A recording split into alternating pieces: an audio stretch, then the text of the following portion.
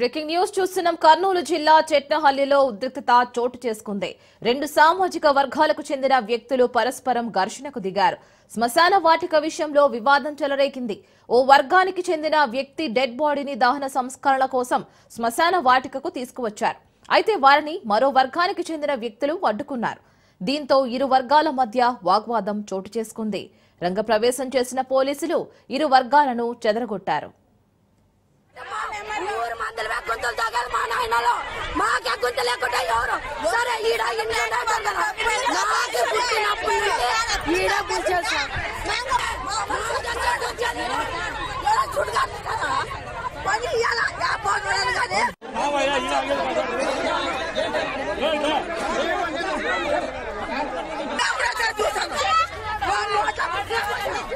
ఇట్లా పుచ్చుకోకుండా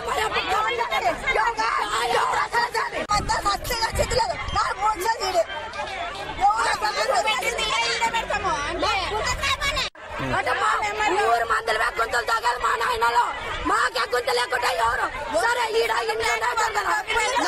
పుట్టినప్పుడు ఈడ పుచ్చేస్తాం.